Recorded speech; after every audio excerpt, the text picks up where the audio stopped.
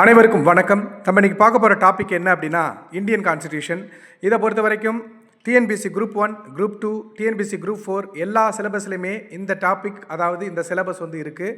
அது இல்லாமல் பாண்டிச்சேரியில் அடுத்து வரக்கூடிய அசிஸ்டன்ட் எக்ஸாமாக இருக்கட்டும், இல்லை அடுத்தடுத்து வரக்கூடிய village administrative officer, village assistant எல்லாத்துக்குமே ரொம்ப ரொம்ப முக்கியமான ஒரு சாப்டர். ஸோ தெளிவாகவே இதில் இருக்கக்கூடிய அனைத்து விஷயத்தையும் நம்ம பார்த்துடலாம். அதுக்கு முன்னாடி இந்த இந்தியன் கான்ஸ்டிடியூஷன் இந்த சாப்டரில் நம்ம என்னென்ன டாப்பிக்லாம் நம்ம பார்க்க போகிறோம் அப்படின்னா, இந்த சாப்டர் படிக்கிறது மூலயமா நம்ம என்ன தெரிஞ்சுக்கலாம் அப்படின்னா, to know about the making of Indian constitution, இந்திய அரசியலமைப்பு சட்டத்தை எப்படி உருவாக்குனாங்க. அதுக்கப்புறம் to know about the salient feature of Indian constitution, அதாவது இந்திய அரசியலமைப்பு சட்டத்தோட சிறப்பு இயல்புகள் என்ன.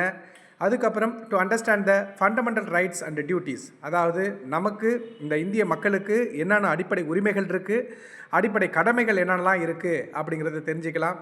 அதுக்கப்புறம் to know the directive principle of state policy, அதாவது அரசுக்கு வழிகாட்டும் நெறிமுறைகள். அதாவது ஒரு சட்டத்தை அரசாங்கம் தான் போடுது, அதாவது பார்லிமெண்ட்டில் தான் ஒரு சட்டம் போடுவாங்க.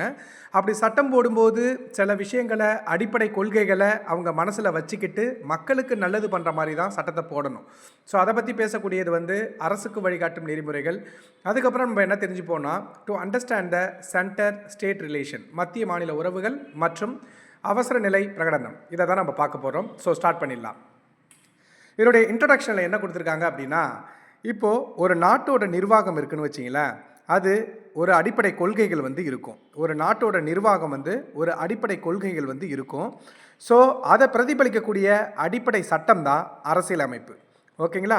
ஒரு நாட்டின் நிர்வாகம் எந்த அடிப்படை கொள்கைகளை சார்ந்து அமைந்துள்ளது என்பதை பிரதிபலிக்கும் அடிப்படை சட்டமே அரசியலமைப்பு அப்படிங்கிறாங்க. அப்போ ஒவ்வொரு நாட்டுக்கும், ஒவ்வொரு நாட்டிலையும் நிர்வாகம் பண்ணுறாங்க, அட்மினிஸ்ட்ரேஷன் நடக்கும். அந்த ஒவ்வொரு நாட்டுக்கும் ஒரு அடிப்படை கொள்கைகளை இருக்கும். அந்த அடிப்படை கொள்கைகளை பிரதிபலிக்கக்கூடிய ஒரு அடிப்படை சட்டம் தான் அரசியலமைப்பு, கான்ஸ்டிடியூஷன் அப்படின்னு சொல்லுவாங்க.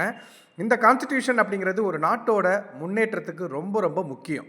அது இல்லாமல் இந்த கான்ஸ்டிடியூஷன் அப்படிங்கிற அந்த கொள்கை இருக்கு இல்லையா, இந்த மாதிரி ஒரு சட்டத்தை எழுதி அதன்படி அந்த நாடு நடக்கணும், அந்த சட்டத்தில் இருக்கக்கூடிய கொள்கையின் அடிப்படையில் ஒரு நாடு செயல்படணும் அப்படிங்கிற கான்செப்டை ஃபஸ்ட்டு யார் சொன்னா அப்படின்னு பார்த்தீங்கன்னா அமெரிக்கா தான். அப்போது இந்த அரசியலமைப்பு அப்படிங்கிற கொள்கை முதலில் உருவாகிய நாடு எது அப்படின்னு பார்த்தீங்கன்னா அமெரிக்கா தான். ஓகேங்களா? ஸோ இன்ட்ரடக்ஷனை என்ன சொல்லியிருக்கேன், ஒவ்வொரு நாட்டிலையும் நடக்கக்கூடிய நிர்வாகம் எந்த அடிப்படை கொள்கைகளில் செயல்படுது. ஓகே, ஒவ்வொரு நாட்டுக்கும் ஒரு அடிப்படை கொள்கைகள் இருக்கும். அந்த அடிப்படை கொள்கைகளை பிரதிபலிக்கக்கூடிய சட்டம் தான், அடிப்படை சட்டம் தான் கான்ஸ்டிடியூஷன் அப்படின்னு சொல்லுவாங்க. இது ரொம்ப ரொம்ப முக்கியம். இந்த கான்செப்ட் பார்த்திங்கன்னா அமெரிக்காவில் தான் ஆரிஜினேட் ஆணுச்சு. அடுத்து த நீட் ஃபார் கான்ஸ்டிடியூஷன், அதாவது அரசியலமைப்பு சட்டம் அப்படிங்கிறது எதுக்கு தேவை அப்படின்னு பார்த்தீங்கன்னா, அரசியலமைப்பின் அவசியம் அப்படின்னு பார்த்தீங்கன்னா, all democratic country have a constitution that govern them, அதாவது ஒவ்வொரு உலகத்தில் இருக்கக்கூடிய ஒவ்வொரு ஜனநாயக நாடுகளும், அதாவது மக்களாட்சி நாடுகள்லாம் உங்களுக்கு நல்லா தெரியும். நம்ம தான் ஓட்டு போட்டு எம்எல்ஏவை தேர்ந்தெடுக்கிறோம், எம்பியை தேர்ந்தெடுக்கிறோம். So all democratic country have a constitution that govern them, ஒவ்வொரு நாட்டுக்கும் அரசியலமைப்பு சட்டம் இருக்கும். அதுதான் அவங்கள பாதுகாக்கும். அனைத்து மக்களாட்சி நாடுகளும் தங்களை நிர்வகித்து கொள்ள ஒரு அரசியலமைப்பு சட்டத்தை பெற்றிருக்கு அப்படிங்கிறாங்க. A constitution puts down certain principles that form the basis of any kind of state that we as citizen decide to live in, அதாவது குடிமக்கள் வாழ விரும்பும் வகையில் சில அடிப்படை கொள்கைகளை அரசியலமைப்பு வகுத்து கொடுக்கிறது.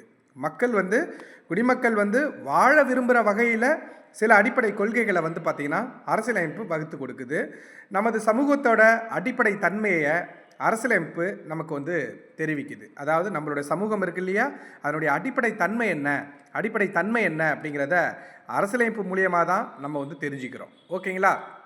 ஸோ என்ன சொல்லியிருக்கேன் அப்படின்னா, அரசியலமைப்பு எதுக்கெல்லாம் தேவை அப்படின்னா, அனைத்து மக்களாட்சி நாடுகளும் நாட்டில் உள்ள மக்களை நிர்வகித்து கொள்ள ஒரு அரசியலமைப்பு சட்டத்தை வச்சுருக்காங்க. குடிமக்கள் வாழ விரும்பும் வகையில் சில அடிப்படை கொள்கைகளை அரசியலமைப்பு வகுத்து கொடுக்குது அப்படிங்கிறாங்க. புரியுதுங்களா? நமது சமூகத்தோட அடிப்படை தன்மையை அரசியலமைப்பு தான் நமக்கு தெரிவிக்குது. ஓகே, ஸோ இதுக்கப்புறம் சாப்டர் ரொம்ப ரொம்ப முக்கியம், தெளிவாக கவனிச்சிங்க. ஆனால் இதை நீங்கள் பல தடவை படிச்சிருப்பீங்க, இருந்தாலும் ஒரு டைம் நான் உங்களுக்கு குயிக்காக சொல்லிடுறேன். ஓகேங்களா? எப்போவுமே ஒரு சாப்டருடைய இன்ட்ரொடக்ஷன் தான் ரொம்ப முக்கியம். ஸோ இதுலேருந்து வந்து பார்த்தீங்கன்னா கான்செப்ட் வந்து ஸ்டார்ட் ஆகுது. இந்த சிலபஸை தான் TNPSC group 1, group 2, TNPSC group 4, அதுக்கப்புறம் பாண்டிச்சேரியில் வரக்கூடிய எக்ஸாம் எல்லாத்துலேயும் வச்சுருக்காங்க. மேக்கிங் ஆஃப் இந்தியன் கான்ஸ்டிடியூஷன், இந்திய அரசியலமைப்பு உருவாக்கம்.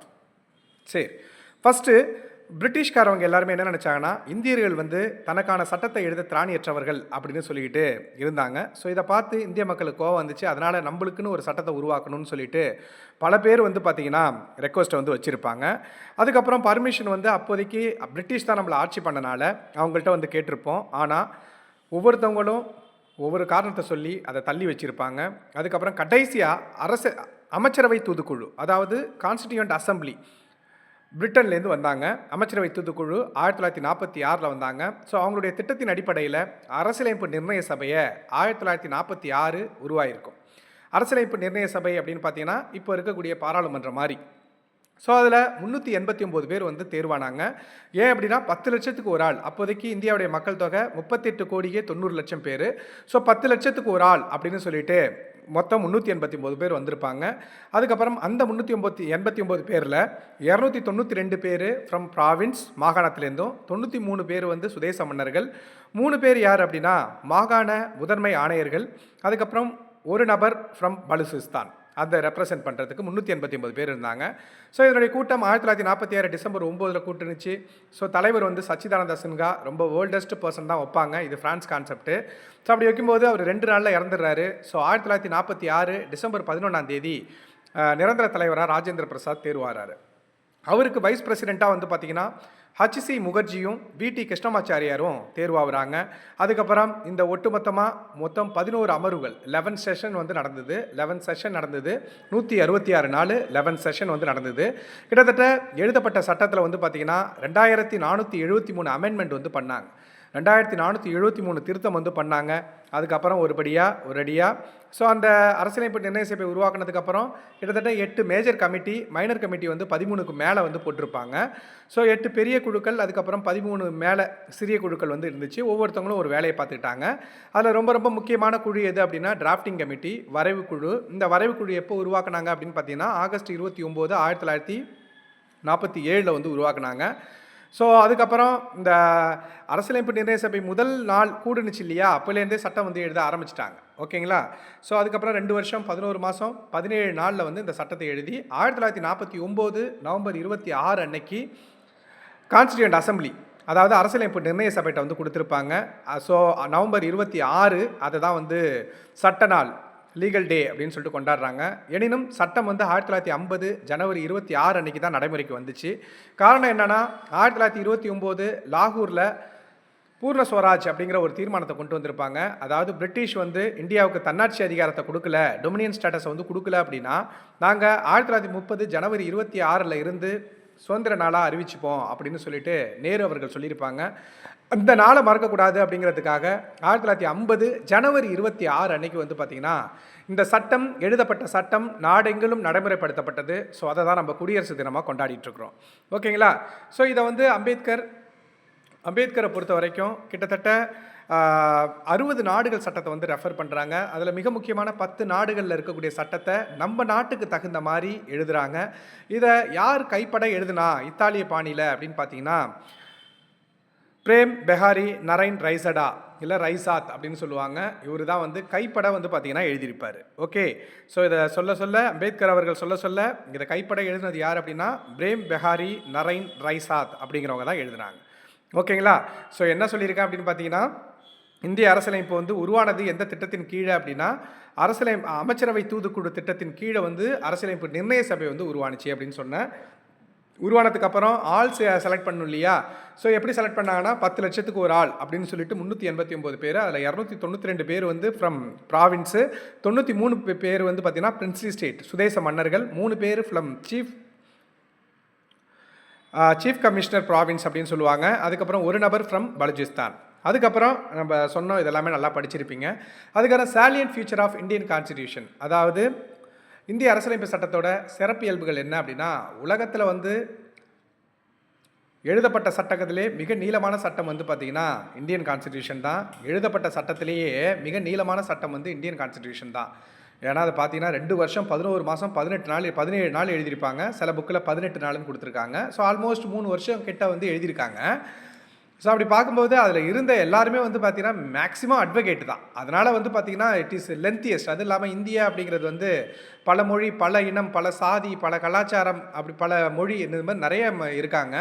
ஸோ அதனால் வந்து பார்த்திங்கன்னா லென்த்தியாக வந்து இருக்குது அப்படின்னு சொல்கிறாங்க. ரெண்டாவது வந்து பார்த்திங்கன்னா இது இந்த நாட்டில் இருக்கக்கூடிய சட்டங்கள் வந்து பல நாட்டிடம் இருந்து பெறப்பட்டது. அந்த நாட்டில் இருக்கக்கூடிய அந்த கான்செப்டை வந்து எடுத்துக்கிட்டு இந்திய மக்களுக்கு தகுந்த மாதிரி எழுதியிருப்பாங்க. அதுக்கப்புறம் it is partly rigid and partly flexible. அதாவது நெகிழும் தன்மையும் இருக்கும், நெகிழா தன்மையும் இருக்கும். அதாவது என்னென்னா சில சட்டத்தை ஈஸியாக மாற்ற முடியும், சில சட்டத்தை மாற்றவே முடியாது, அமெண்ட்மெண்ட் பண்ணவே முடியாது. அதை தான் சொல்கிறாங்க. அதேமாரி வந்து பார்த்திங்கன்னா இந்தியாவை வந்து இது ஒரு கூட்டாட்சி முறை அரசாங்கம் வேணும் அப்படின்னு சொல்லிட்டு இது வந்து சொல்லுது. இந்த இந்திய அரசியலமைப்பு சட்டம் வந்து பார்த்திங்கன்னா ஃபெடரல் ஃபார்ம் ஆஃப் கவர்மெண்ட் வரதை வந்து விரும்புது. அப்படின்னா சென்ட்ரல் கவர்மெண்ட் இருக்குது, இங்கே ஸ்டேட் கவர்மெண்ட் இருக்குது, 2 பேரும் சேர்ந்து செயல்படுறாங்க இல்லையா? அதை தான் இந்த கூட்டாட்சி முறை அரசாங்கம் வரணுங்கிறது தான் இந்தியன் கான்ஸ்டிடியூஷன் கான்செப்டே. அதுக்கப்புறம் இந்தியாவை வந்து ஒரு சமய சார்பற்ற நாடாக வந்து பார்த்திங்கன்னா இது வந்து மாற்றுகிறது. அதாவது சமயசனா செக்குலர் ஸ்டேட்டாக வந்து இந்தியாவை வந்து மாற்றுது. இங்கே எந்த மதமும் உயர்ந்ததில்லை, தாழ்ந்ததில்லை, எல்லா மதமும் ஒன்று அப்படின்னு சொல்லிட்டு தானே இருக்குது இந்தியாவில். ஸோ இந்தியாவை ஒரு சமய சார்பற்ற நாடாக வந்து மாற்றுறதே இந்த இந்தியன் கான்ஸ்டிடியூஷன் தான். அதுக்கப்புறம் இந்தியாவில் வந்து பார்த்திங்கன்னா சுதந்திரமான நீதித்துறை வந்து பார்த்திங்கன்னா இருக்குது. அதுக்கு காரணம் இந்தியன் கான்ஸ்டிடியூஷன் தான். அதேமாரியே இந்த இந்தியன் கான்ஸ்டிடியூஷனை பொறுத்த வரைக்கும் உலகளாவிய வயது வந்தோர் வாக்குரிமையை வந்து அறிமுகப்படுத்தினுச்சு. அது மட்டும் இல்லாமல் 18 வயசு பூர்த்தி அடைந்த ஒவ்வொருவரும் வாக்களிக்கக்கூடிய உரிமையும் வழங்குது. அதுக்கப்புறம் இட் ப்ரைவேட் சிங்கிள் சிட்டிசன்ஷிப், ஒற்றை குடியுரிமை வந்து வழங்குது. அது இல்லாமல் ஷெட்யூல் காஸ்ட், ஷெட்யூல் ட்ரைப் அப்படிங்கிறவங்களுக்கெல்லாம் சில ஸ்பெஷல் ப்ரொவிஷனை வந்து பார்த்திங்கன்னா for minority, OBC, SC, ST எல்லாருக்குமே வந்து சில சிறப்பு சலுகைகளை வந்து பார்த்திங்கன்னா வழங்குது. இதுதான் வந்து இந்திய அரசியலமைப்பு சட்டத்தோட சிறப்பு இயல்புகள். இது வந்து ஜஸ்ட் இன்ட்ரோ தான். இதுக்கப்புறம் மெயினாக இதுக்கப்புறம் வரக்கூடிய எல்லாமே ரொம்ப ரொம்ப முக்கியம். இதுலேயுமே கேட்பாங்க. டிகிரி ஓரியன்ட் எக்ஸாம் எல்லாமே ஒரு கான்செப்டை கொடுத்துட்டு அந்த கொஷினை வந்து கேட்பாங்க. ஓகேங்களா? ஸோ நன்றி, வணக்கம். ஏதாச்சும் டவுட் இருந்ததுன்னா கமெண்ட் பண்ணுங்கள். தேங்க்யூ.